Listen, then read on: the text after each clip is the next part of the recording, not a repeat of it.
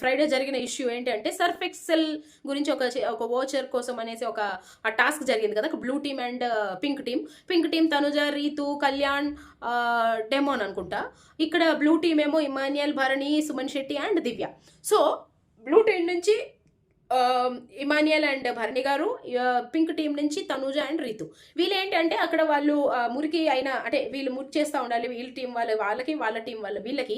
So ఇక్కడ రీతు ఏమో భరణి గారి టేబుల్ మీద అండ్ ఇమాన్యుయల్ ఏమో తనూజ టేబుల్ మీద వాళ్ళు డిఫరెంట్ కలర్స్ ఆఫ్ స్టెయిన్స్ వేస్తూ ఉంటే వాళ్ళు ఆ స్కార్ఫ్తో తుడిచి లైక్ నాప్కిన్తో తుడిచి దాని తర్వాత వాళ్ళు వాషింగ్ మెషిన్లో వేసి వాష్ చేసి ఈ లోపు ఇక్కడ సర్ఫ్ ఎక్సెల్ అని చెప్పేసి అక్కడ హ్యాంగ్ చేయాలన్నమాట, ఆరబెట్టాలి క్లిప్స్తో. సో ఇదే టాస్క్. ఈ టాస్క్లో ఎవరు కరెక్ట్ ఎవరు రాంగ్ అంటారు? అంటే ముందుగా అన్ని చేసేసి ముందుగా వచ్చి బజర్ నొక్కినటువంటి భరణి గారు అండ్ ఇమాన్యుయల్ ఉన్న బ్లూ టీమ్ రైటా? అండ్ వాళ్ళు వచ్చేసిన తర్వాత కూడా ఇంకా వీళ్ళు సర్ఫ్ ఎక్సెల్ అని ఫిక్స్ చేయలేదు, ఏమీ ఫోల్డ్ చేయలేదు, బట్ టేబుల్ అది నీట్గా ఉంది. వాళ్ళు కాకుండా బ్లూ టీమ్ అయినటువంటి రీతు అండ్ తనుజ వాళ్ళు విన్ అయ్యారంటారా?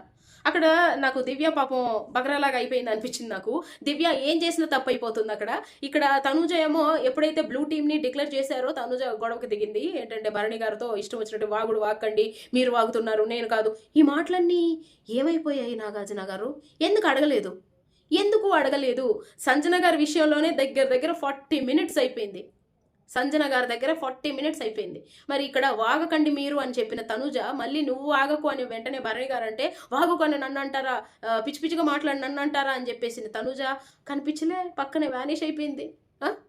నాకు ఇదే అర్థం కావట్లేదు, ఎందుకు ఇలా చేస్తున్నారు? ప్రతిసారి మేము మాట్లాడుతుంటే మన అనలైజర్స్ లేకపోతే ఇట్లా యూట్యూబ్లలో ఎవరో ఒకరు మాట్లాడితే మాత్రం మేము టార్గెట్ చేస్తున్నామంటారు.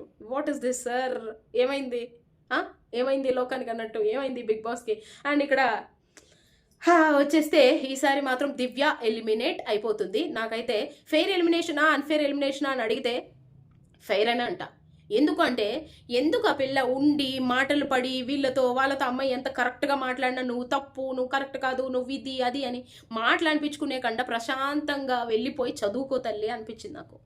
ఆ పిల్ల నిజంగా వచ్చిన దగ్గర నుంచి ఇప్పటి వరకు ఎలాంటి స్ట్రాటజీ లేదు, ఎలాంటి ఓవర్ యాక్టింగ్ లేదు, ఎలాంటి బిల్డప్ లేదు.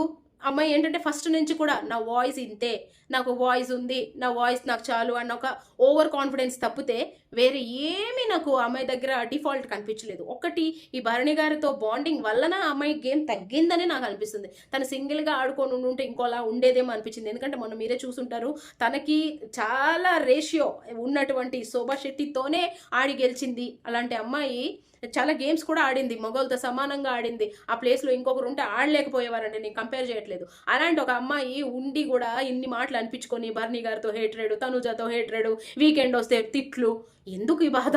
చక్కగా ఎలిమినేట్ అయిపోయి వెళ్ళి ప్రశాంతంగా చదువుకో అంటాను. నాకైతే ఫెయిర్ అని అనుకుంటున్నాను. మరి మీకేమనిపిస్తుందో చెప్పండి. తనుజ ఏమంటారు, వీళ్ళ టాస్క్లో దివ్య తీసుకున్న డెసిషన్ రైటా రాంగా?